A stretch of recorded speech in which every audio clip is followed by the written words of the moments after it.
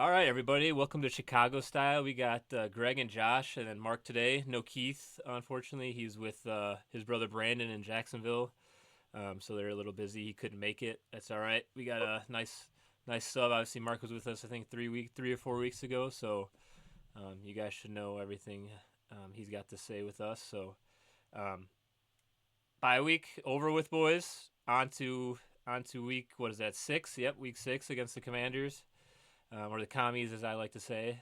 Um, so It was like the longest bye week of all time, I felt like, because they actually won before the bye, and they usually don't. And then they also usually lose after the bye. So now it's really time to see how much the culture is going to change. I think it was a good time for the bye, though. Honestly, with everything that's been going on, like injury Yeah. wise, obviously they were playing better defensively those last two games. So it was just either way. I kind of hate early buys, but now I'm looking at this year. It was, hey, let's get some of these guys healthy that are starters. There's multiple starters down that are practicing this. The only one that didn't practice today, I think, was Grady Jarrett, from what I think Mark said. Yep. Um, Yep. Kyler Gordon was back. I think Colson Loveland was back. So Brisker. Brisker is still, All is this. he did he was he was limited today, I believe, though. Yeah, I Yeah, but he think that it practiced. was Kyler, Loveland, and then Brisker were all limited. Everyone else was full outside of Grady Jarrett. Yeah, Kyler Gordon did basically, he already told like a reporter he was playing, so I don't think that's really like they're hiding anything with that one. He basically came out and already said he's playing Sunday, so, or Yeah. Monday night, sorry. Good to see all those guys back though. So offense can maybe get going like they were last 2 weeks as well. Caleb still has been a little up and down, but playing better by far than last year during those first few weeks. So hopefully, come Monday night, we can get a good game instead of those shitty Monday night or Sunday night games where we score like 10 points and then don't do anything on defense either. So tired of watching bad football out of the Bears, especially on prime time.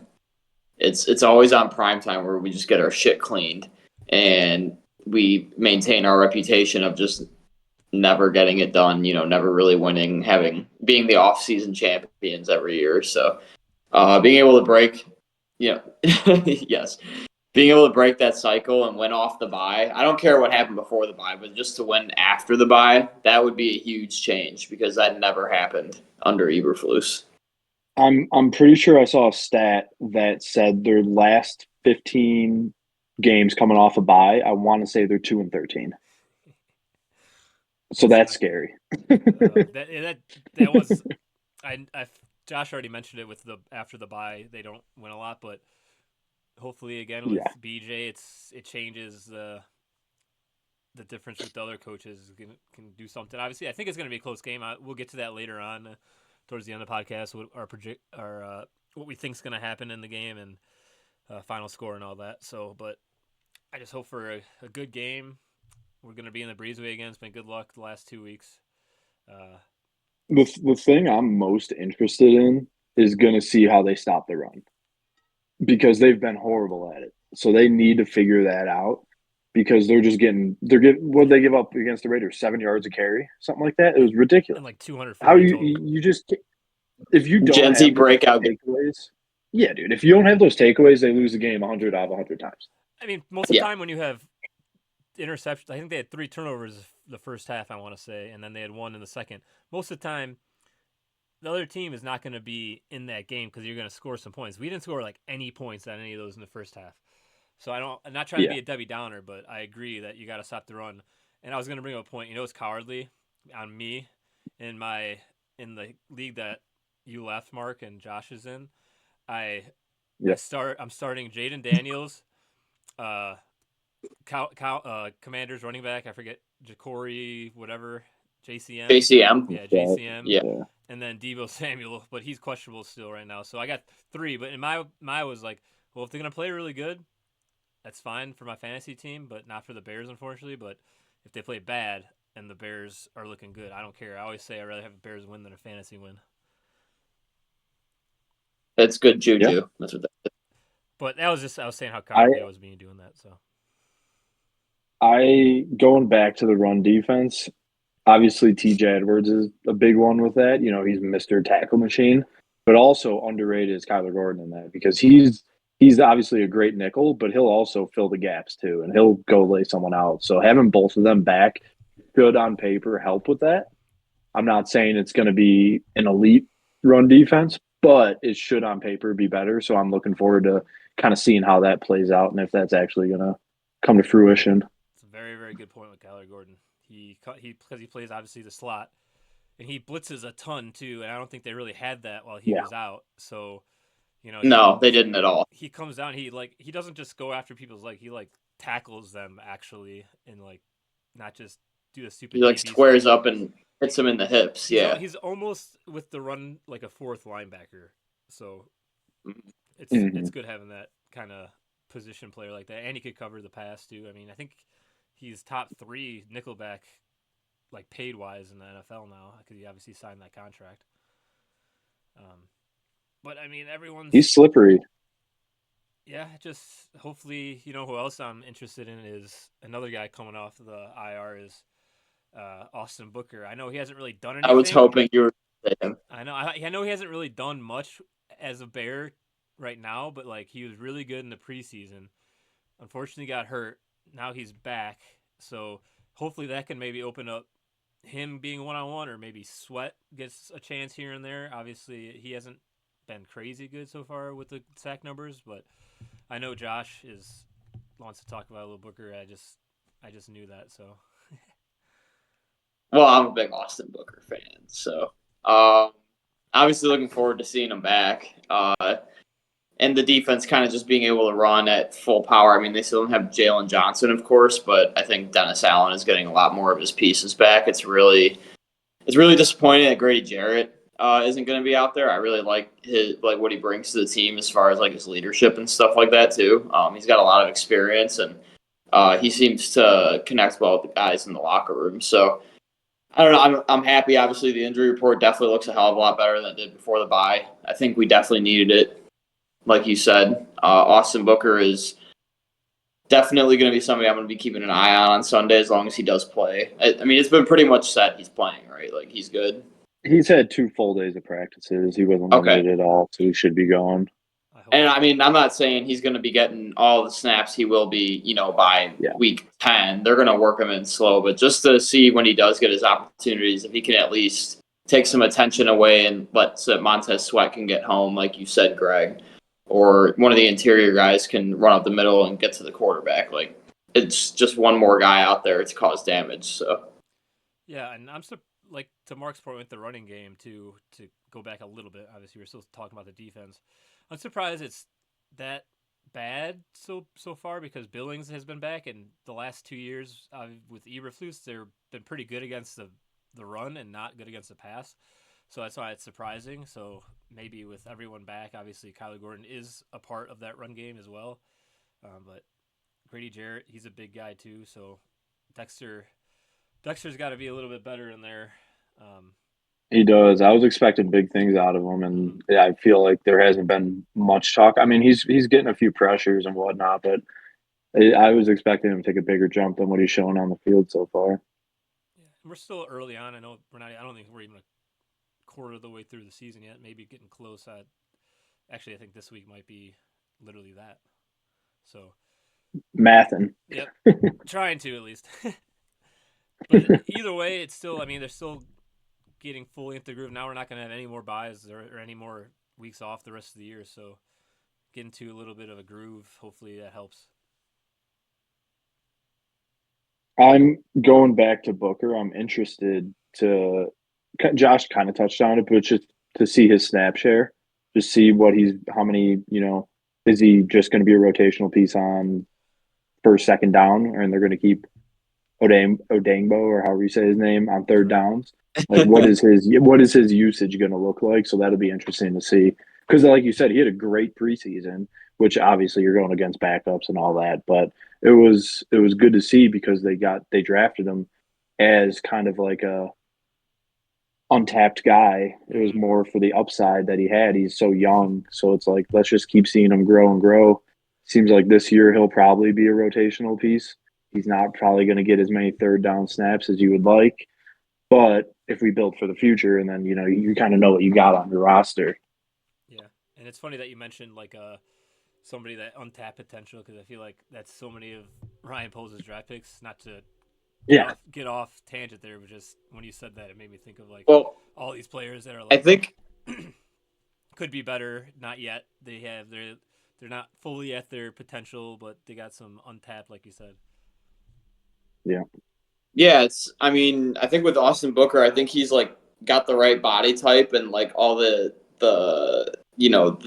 things with his athleticism that they're looking for. I just don't quite know if he knows how to be an edge rusher in the NFL yet. Like, you have to basically relearn the whole game when you get up to the NFL compared to college. And I mean, I know at the end of the day, it's still, you're just trying to bum rush the quarterback, but like with all the techniques that these defensive ends come up with these days to, swim through these offensive lines and get to the quarterback, it takes a lot of technique and a lot of practice. So I wonder if that's what he needs, just to be polished up a little bit. But he's got like all the intangibles. Yeah, I mean, like college, you're playing. Majority of the people are not going to be making the NFL. You could go strictly off your athleticism for the most part if you are one of the guys with that talent, which obviously Booker was. So yeah, I mean, it's so technical with everything they do with the hand placement and all of that. Yeah. So it's like, and the big thing with that is having Dennis Allen as your DC, who is consistently like coaching a good defense, has to drastically help with that. So that's a huge, obviously, thing to have as a young player, which is super exciting to see. We just got to hope he gets his share and plays it out that way. I think they grow every game for sure, and they've been hurt too. So with them getting people back now, hopefully they can stay healthy and continue to like grow together, because they do look a little better every game. It's not always perfect at times, but they found a way to win the last 2 weeks, and the Cowboys game was obviously a really fun one. So they can put it together. It's just all about doing it all at once and not just this consistency. Side note, not to get off topic, did you guys see Jerry Jones last week? How he got fined $250,000 for flipping off somebody in the stands? Yep. He goes, and points at him. He's like, "This is for you, pal." I did see that. That's funny. I love that. Jerry Jones is he's a fun asshole. Man, I hate. We have a lot of bad owners in Chicago, but Jerry Jones is up there as one of the worst as well.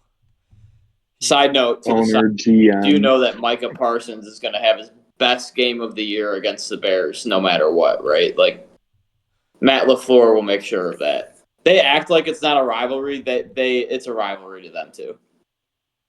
Yeah, I mean. Oh, for sure. Yeah, I mean, I say it's not just because how it's gone the last how many ever years, but it's still 1-0 in 2025. It's still 1-0 in 2025. Exactly, but no. To Booker, not even Booker, but Dennis Allen. He's always had like a really good edge rusher that's like almost borderline elite with kind of lanky. I mean, Montez Sweat fits that bill too, but Booker's definitely like tall and lanky for a DN. So speed, it's like more. He's got speed, man. He's fast. Speed. It's more speed than anything. Exactly. You know who else Dennis Allen coached at edge rusher? Who's that? Trey. Yeah, exactly. I remember them talking about that and like during the off season when he was signed. Like, yeah, they had him, but then they didn't like give him a contract, so obviously he left to Cincinnati. So they're like, why didn't? Yeah, the Bears should trade for him. Depends. I feel like they would probably wait still because they're gonna want to see. You don't want to do it if you're gonna say like hypothetically they lose like 3 games in a row. They don't want to trade that for that because you're not probably going to make a run or anything. So it probably depends if they make a trade for, I'd say any position at this point, the next few weeks how they play. Because I mean they could use a running back. And if you trade for an elite D end, you especially in Hendrickson's case, you got to sign him. Yep. He's going to be getting a new contract. I think we're the 3rd highest paid defense right now. That would jump us easily to the highest paid defense. And at that point, if they're sucking, that's an issue. That's very good. Very good point. You're paying Sweat, Jalen Johnson, Kyler Gordon. T.J. Edwards, it wasn't a Yep. bad contract. I'm trying to think. You just paid. Here's my question: Is paid do you Jarrett. trade Montez Sweat and get Trey Hendrickson? They would never like do that deal because they're not paying. They're not paying You're for in the same Henderson. situation. Yeah. Why would they pay? Why would they shall pay see. for Montez Sweat, who already has a contract, when they're not giving the guy who wants a contract? And obviously, he's going to get paid more than Sweat, but Sweat's still getting a hefty amount. Sweat's like a top 10 paid defensive end. I'm pretty sure 10 or 12. Yeah, he's up there. He might be So, even higher than that, but which is paying right now because we don't have anything to show for it. So, Hey, he has 1 sack. got to get her going. But facts. I'm now on the offensive side, since we've been talking defense, though. Very interested to see everything I've been hearing and on podcasts is that Bears will have a new left tackle come Monday night, and it's going to be, and more than likely going to be Theo Benedict. I'm looking at my phone right now. It still has Braxton Jones first string on the website, but obviously that's like unofficial. But like these insiders know kind of what's going on with their sources, so I'm very interested to see how that plays out, especially because we just talked about how bad the Bears' run defense is. The Bears' run offense is also pretty bad. Yeah. So Ben had a interview, I want to say it was Wednesday, and they asked one of the, beat reporters asked about if they knew who their left tackle was going to be, and he downplayed it obviously, but he hit a big smile. He's like, "Yeah, we know our guy." And then they're like, "Who is it?" And he's like, "I'm not ready to say." Yeah. So it all the signs are that it's going to be a new left tackle. Which honestly, if that left tackle, whoever it is, which is probably going to be Benedict, but if he performs, that's awesome, because then also you still have your backup in Braxton Jones, who's a very serviceable veteran at this point. He's not a scrub by any means. He's not going to light up the stat sheet or anything like that, but it's nice to have depth at the O-line position, because the last few years we have not had that. Yeah, and then we get hurt, and then you got some asshole out there, and then Caleb Williams gets sacked 65 times or whatever the fuck it was. Right. I think it was 67 or 68 times. Yeah, third most last ever, season. right? Yeah. Third most ever. Yep. And most by a rookie ever, I believe. Yep, and I think it's gonna come down to also if Darnell. I know he was limited today, which is a good sign because he didn't practice on Wednesday. Yeah. Or on Thursday. Sorry, I got my days mixed up. But he if he plays, then definitely is gonna be, I think, Benedict at left tackle. But if he's hurt, then obviously Trapillo's got to play. So I don't know if they'd have one or the other at left or right tackle. But like you said, if they're all playing, you got Braxton Jones as a sub. You got Trapillo as a sub. You still got the legend Ryan Bates back there as a sub. So this is gonna be make me look like I don't know what I'm talking about. Do they still have Bill Murray too, don't they? I'm on their depth chart. Let me look. Luke Newman's a backup. I don't see him on the line. Maybe he might be a practice squatter. Yep, they don't have the practice squad on here. He might be a practice squad though, for sure, because they have a lot of practice squad now. It's like 15 players. Yeah, it's quite a bit. Yeah. So going back to offense, you know who I think is actually going to have a massive week, because everyone's going to be thinking about Rome. I think DJ might go off this week. I mean, look what he did last year against them. He had 3 touchdowns, I think, didn't he? That was 2 years ago, but yes, he had 3 touchdowns. 2 years ago. Yeah. No, he had 3 touchdowns. Yeah, I mean, they with the contract, he didn't get it last year, but the year before. But I feel like teams aren't game planning for him like they were last year. So there might be some opportunity there to kind of get some sneaky yards out of that, yards after the catch, out of the backfield, because their run game's so bad. You know what I mean? So like I feel like they're going to try to utilize him more now coming off the bye week. They did their self-evaluation, and they're going to see the areas where they think they can get better. They probably want to get him the ball more. I think he might have a sneaky good week. I think he's still good. That would rule. I mean, he's still only 28 years old, I think, maybe even 27. I don't know off the top of my head, but it's not like he's playing bad. It just seems like Rome and Caleb have a nice connection going, which Caleb wasn't horrible with DJ last year, but I think he only had like 900 receiving yards. But still, Yeah. I could see DJ Moore doing that too. That's why people like are saying like to trade him. But I'm like, dude, it's hard to. It'd be hard for me to do that as Ryan Poles because it's just when you're a defense game plan, you go like, all right, so who do they got on offense like to watch? Well, DJ Moore. Well, who else? Roma Dunze. He leads the receiver. Well, maybe not now because they had a bye week, but he at the time he leads the league in touchdowns. Oh, okay. Who else? I mean, you could even say Lamade Zacchaeus as a 3 receiver is still good. Luther Burden, Yeah. 4th. Then you go, oh wait, well, who's their tight ends then? I mean, who come on, they can't. They got Cole Kmet, who did not have a good game last game, but I'm almost guarantee he'll come back strong. And then you got your 9th overall, 10th overall pick, Colson Loveland. He's going to be back. So it's like weapons. What like give. That's what I think Ryan Poles wanted to do was give Caleb as many weapons as possible.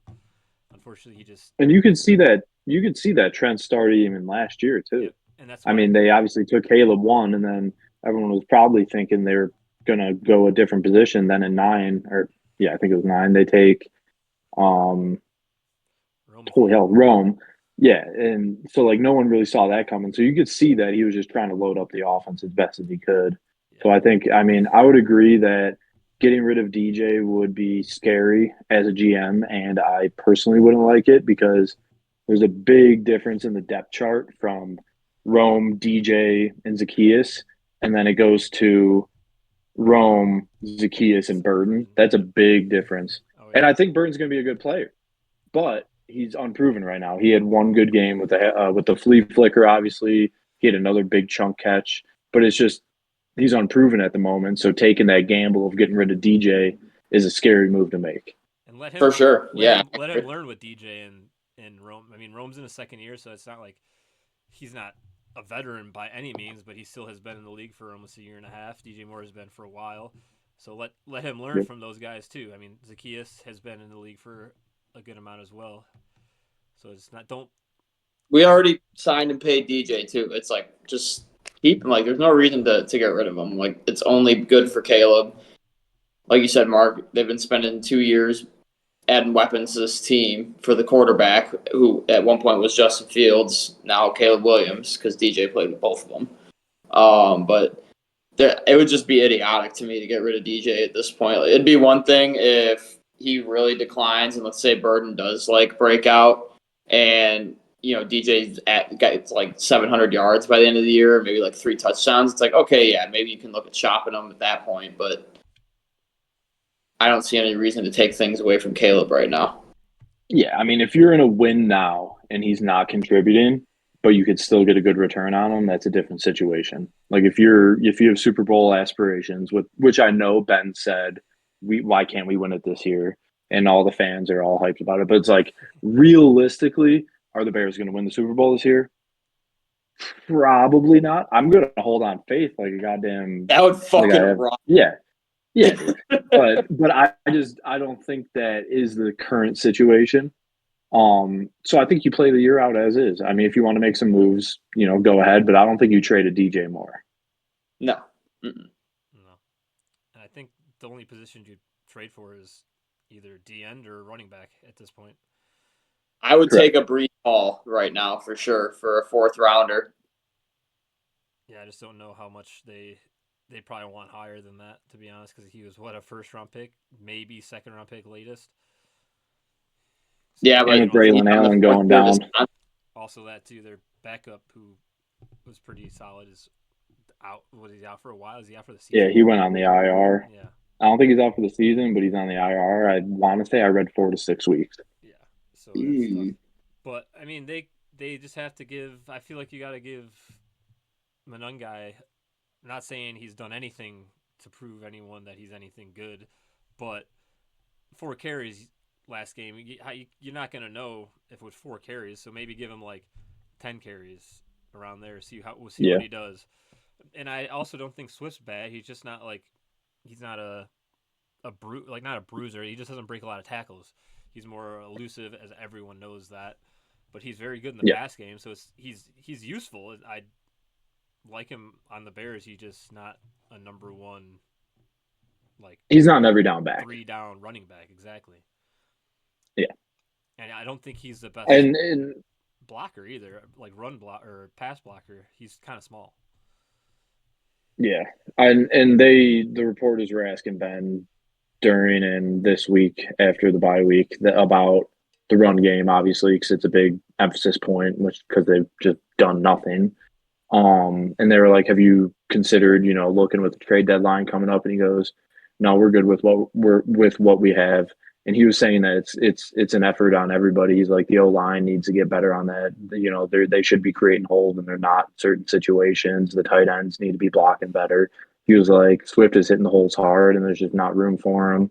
So I mean, in the run game is really it comes down to all 11 people, including the quarterback. So I think they just need to gel a little bit better in the run game. Run game. I think the pass game honestly looks fine right now compared to what we're used to. Right. But yeah, I mean, it would be nice to be able to get 4 yards of carry at least.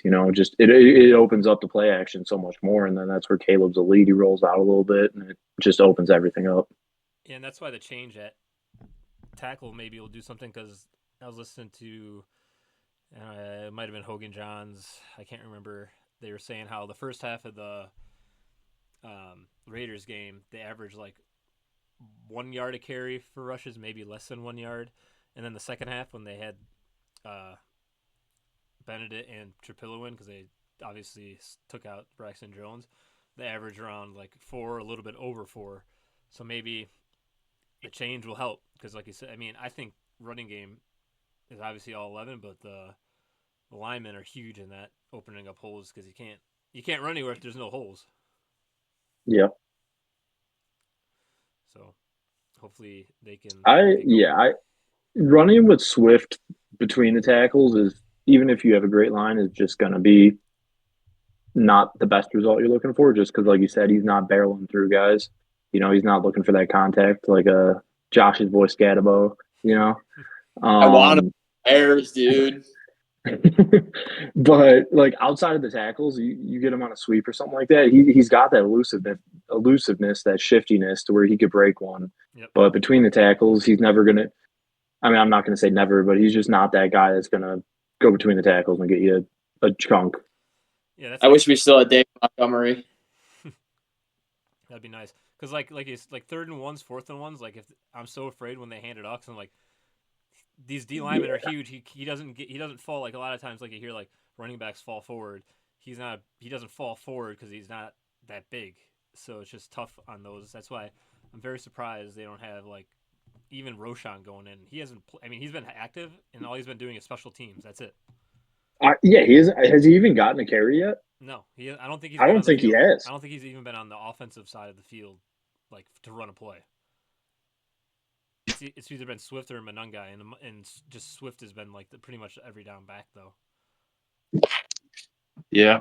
So he must not like Roschon as a runner, which I'm fine with Roschon in like those kind of small yardage situations or like at the goal line. So yeah, but he's definitely been. I wouldn't say a bust because he was a 4th round pick, 5th round pick. So he's just not contributing on offense. So as long as I guess he's doing it on special teams. That was another Poles special of drafting upside. He was Bajan's backup, never got a ton of. Yep. So like, all right, now we're gonna see what he's got, and he ain't got much outside of goal line, short down. Yep. No. I agree. All right, so we'll go to like predictions on the game. So what are you guys thinking? Even you can give score. And how do you think it's going to go? Ooh, okay. I'll just get it out of the way now because it breaks my heart to say it, but we're going to lose this game. And there's no reason for me to believe we're going to win it because, as Mark said, we are 2-13 after the bye the last 15 years. So until something changes, I will assume it hasn't. Commanders 34, Bears 27. So I think this game is going to be under City. They have a good defense. Bobby Wagner's a stud. Jaden is obviously coming off a knee injury. I don't think they're going to get many. They're not going to call any. I mean, I'm not saying they won't, but I don't think they're going to call any runs with Jaden. He'll scramble, obviously, if there's pressure, and he'll get his yards there. But I don't think their run game is going to be as dominant as it has been this year. He's going to be forced to throw the ball, which he's very accurate throwing the ball. He's a great quarterback. But I'm thinking like a 21-17.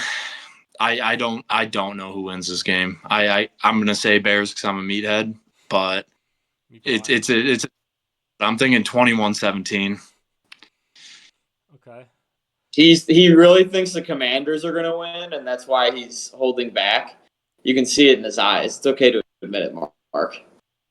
The good news is if you're wrong, Optimistic. it doesn't matter. But I think it's a tough one too. Redskins, their defense wasn't good. They're like the opposite of the Bears. They were the same. They're the opposite. They were good the first 2 weeks, and then they had a really bad week. And I think they faced the Panthers last or one because So it's I don't know. They should be better their defense, but their offense is their offense. I am curious to see if McLaurin plays, if Debo plays. I feel like one of the two are going to play, but that can matter into it. It just coming off the bye. I know we got a new coach in that. It's tough. And Monday Night Football tends to not go well for the Bears. Maybe that changes, but my thought. I'm going football. I'm going 24-21 Commanders. Unfortunately, I just don't see. I can see it going maybe either way, but just at this point in time, I'm not 100%. Until something changes, it hasn't. So obviously, if the Bears win, I'll be the first person to be like, I was wrong. Yeah.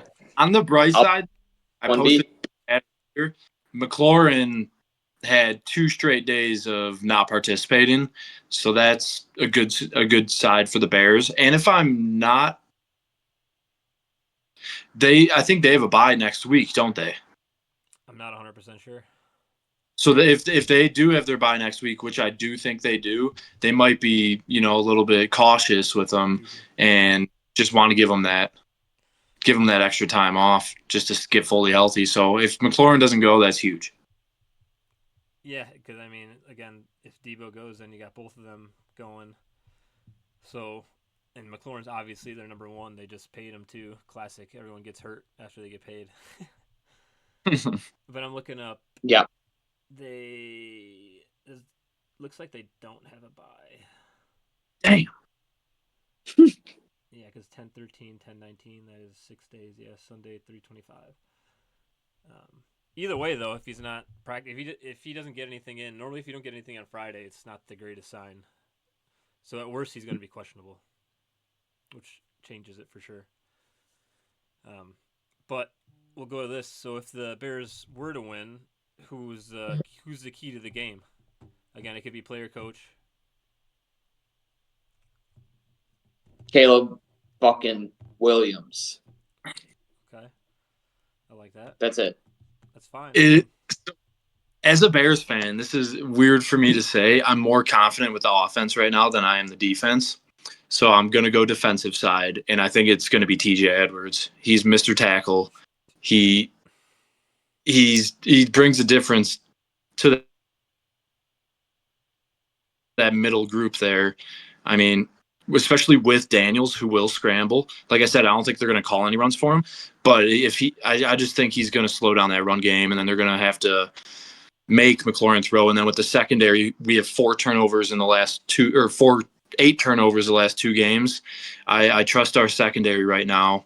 So I think that TJ just stopping that run, putting his head in there and just getting dirty, it's going to be a big play.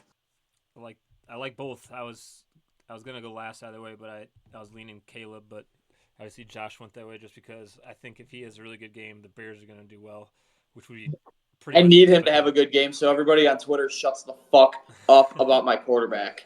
Classic. Twitter's a cesspool. Pissing me off. So. Sorry to interrupt you there, but you're fine. So many dweebs online who don't know ball. But TJ Edwards, I like TJ Edwards as well. It's especially thinking about Jaden and running. Obviously, someone's got to be maybe spying on him, and he's faster than Tremaine Edmonds by a significant margin. So I like that pick too. So I'm trying to think of somebody. Again, I don't think I want to go offensive side because, like I said, I'm a little more confident with the offense right now, knock on wood, than I am the defense. Um, but it's hard to say. I don't want to. I want to pick a. Can I pick a position group for this one? You can do whatever you want. I'm gonna go. My podcast. That's true. That is very, very true. I'm gonna go with the D line because if they can keep the Commanders under 100 yards rushing, I think will be huge. Because they haven't been able to prove they can stop the run, and most of the time when you give up 248 yards rushing, you don't normally win and you have less than 100 yards rushing, like against the Raiders, you don't normally win. So hopefully they can stop the run. They got a 7th-round pick starting at running back because obviously Eckler Classic is out for the season. So I think them as a group, because I don't want to pick it like I can't just pick DN because sacks would be nice obviously too, but I just want to see the D line get some control over the line of scrimmage and stop some runs from getting to the second and third line of their defense. Greg, I'll be honest. I thought you were gonna say Tyreek Stevenson redemption game. I thought someone was gonna say it. I wasn't willing to do it, but he's an interesting piece right now. I mean, he's playing well the last 2 weeks. He's got to keep that up. He's cornerback. He also came out in the locker room yesterday that he fully owned up to the play, and he was like, I know I'm going to have to explain that to my son one day. When he asked about it, he was like, that'll forever be tied to me. He's like, so I got to try and make up for that. And it's like, all right, well, that's about the best mindset you can have after making a fuck up like that. So yeah, everything they've said, he's grown up. Yeah, that's what everyone's been saying is he's grown up and everything since that, which kind of makes sense, I suppose. It's pretty bad look from that all 22 angle when you didn't see what he was doing beforehand. So oh yeah, he's definitely that was infuriating. It would benefit anybody. He could have picked him as a choice too, since he is cornerback one. Because Tyler Gordon plays a slot, that's not considered CB1 there. So yeah, but it would really help if they don't have their top two, or both their top guys. But if one of the two only play, it helps a lot as well, since we don't have our number one corner for the season. Basically, he's more than likely, unless we're in their hunt, he said not going to play. That's Jalen Johnson, obviously. So very interesting game. I hate that it's Monday night. So this game is. It just feels like we're week one again.